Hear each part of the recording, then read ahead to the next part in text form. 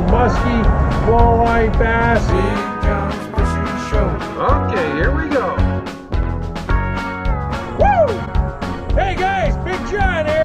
Hey, Big John, fish on, baby! Yeah, guys, I think that's going to be my new intro. I think I'm going to use Kenny as my new intro. Such a great guy. He's Slim Shady's fishing partner and friend there. And I had the pleasure of fishing with him years ago, or I think it was last year or the year before. Just such a great guy. So I think I'm going to start using him in the intro because he's just a great, positive person.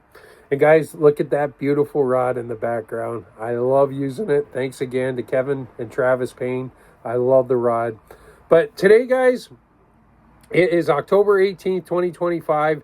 And I did not go fishing today, so I figured I'd make a little video of what I use and what I like to do for deep frying walleye. We all know that there's so many different ways to cook walleye, just like there is to catch walleye.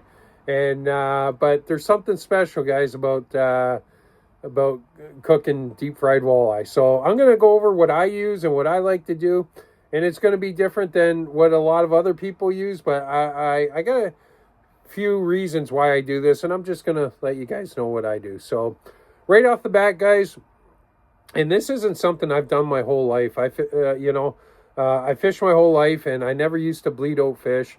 But the past 5-6 years, I've been bleeding the fish out, and it's you got to do it. So I know some people are arguing with me, but you got to bleed out those walleye.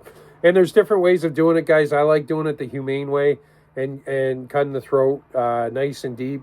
And I know they bleed out quicker that way, but they do bleed right out, and I don't want something to suffer, for us. So I'm very thankful for fish, and I hate doing it, but it's part of life, and I'm going to do it quickly. So right off the bat, guys, talk about fillet knife. I got the Bubba knife, cordless knife. I like having a cordless knife. That's just me. A lot of guys really love the Rapala. Unfortunately, I haven't got to try the Rapala yet, but I've heard nothing but great things about the Rapala and good things about the Bubba knife too. And once again, I'm not sponsored by any of these guys, so I'm just telling you guys what I use. So I go with the Bubba knife, and I got 4 blades for it, and it works great. But you also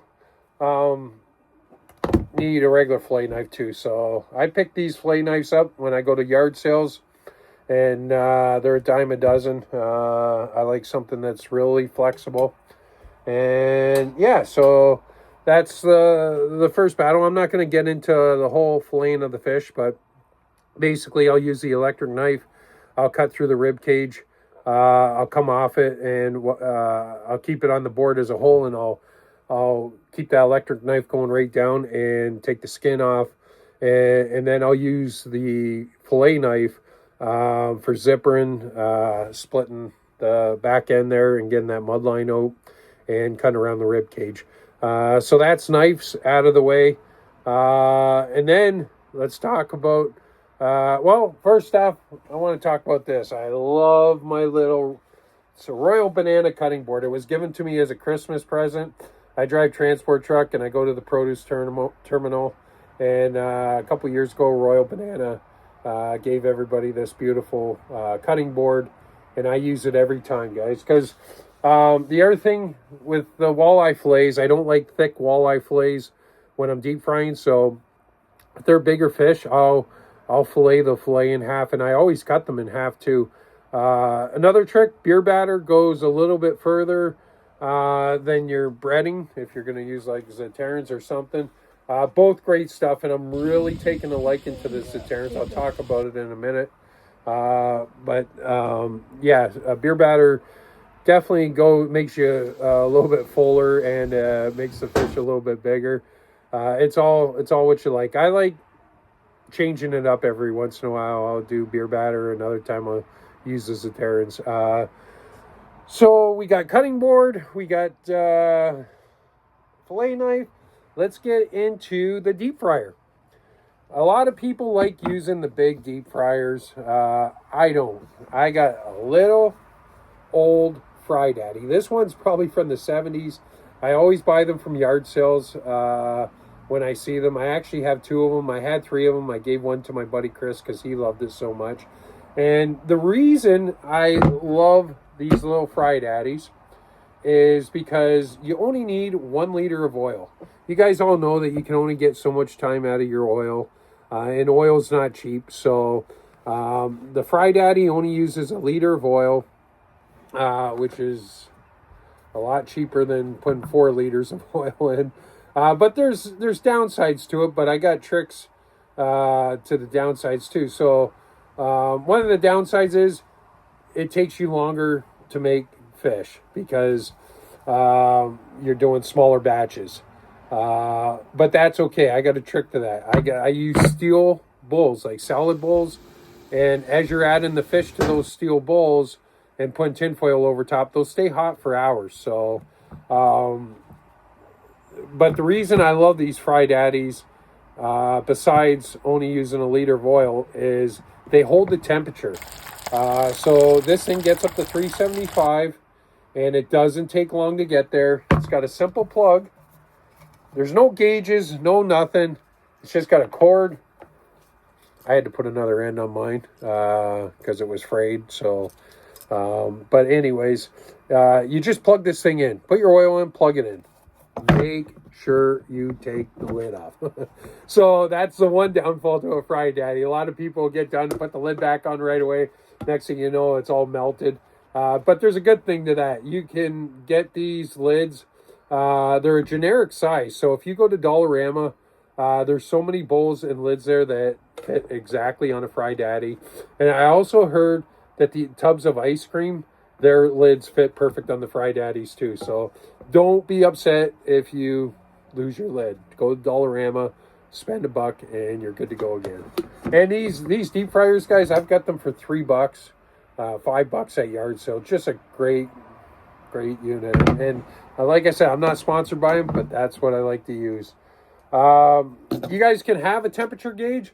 Over time, I've learned to just trust my Fry Daddies, so I don't even put it in there anymore. I mean, sometimes I'll put it in startup, and it gets to 375 in like 5 minutes. It doesn't take long. And the nice thing is, guys, in between batches, it's already up to 375 again. Like it never goes below 350. Next key is spatula. I like having this spatula. It's kind of semi-flat, and I like it that way because especially when I'm using beer batter, I'll get the first fish in, and as I'm dipping the other one and putting it in, I'll kind of hold the first one to the side. That way they don't get stuck together. Let the other one get going for a couple seconds, and then just keep adding fish. But the downfall to a Fry Daddy is you can't put a ton of fish in there. But like I said, you got that steel bowl with tinfoil.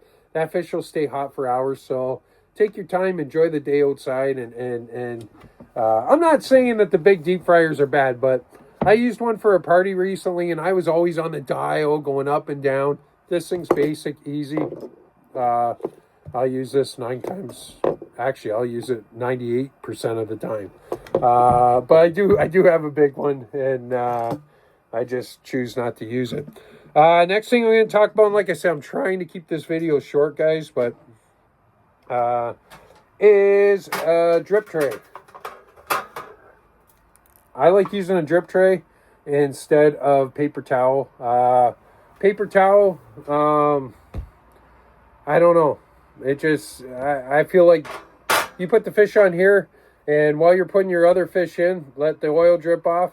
This works out perfect. So I got this at a yard sale too. I think this cost me $8, but it was well worth the money. And yeah, I love it. So that's what I like to use. Oh, let's talk a little bit about. So I just use the cheap beer batter. I mean, there's so many ones out there, but I've always had great success with the beer batter. And I'll just use whatever beer's in the fridge, like if there's a Corona or whatever. It doesn't matter. It's all the same. You can even use water for the beer batter. And I always mix a little bit of dill in there with it too. But I've really taken a liking to the Saterans. This one is my buddy Kenny Schreck gave it to me. Such a great guy, and he sent me this, so it was a great gift, and I love using it. When I use it, though, guys, I learned a little trick. I like dipping the fish in mustard first, and shake it up in a bag, and then have another bag with the Saterans in it. Put the fish in there, shake it up, and the mustard it gives it a nice binder, and you can't really taste the mustard. It just gives it a little perfect kick. So try that next time you're breading it with the Saterans, or like I said, you can use the batter. And yeah, cheers. I'll give you guys a little bit of a fishing report. So I haven't been out this week, but last time I was out was last Sunday, and we ended up with 10. We had to grind them out. We were out there for half a day, and it was tough. But a lot of reports this week haven't been so good, guys. And I talked to a couple guys that are pretty good walleye fishermen, and they're retired and get the fish 3-4 days a week. So they're usually on them, and they said it was tough this week. So it's only going to get better. Water temp's still 60 degrees. So yeah, we'll just see what happens. Every year's different, though. You know, it could be a good year, it could be a bad year. We'll see what the fall brings. The spring's a lot more predictable in my eyes than the fall, but we'll see. But that's jigging. I haven't trolled in a while, so that'll be coming up soon too. Cheers, love yous all. Be positive. Big John's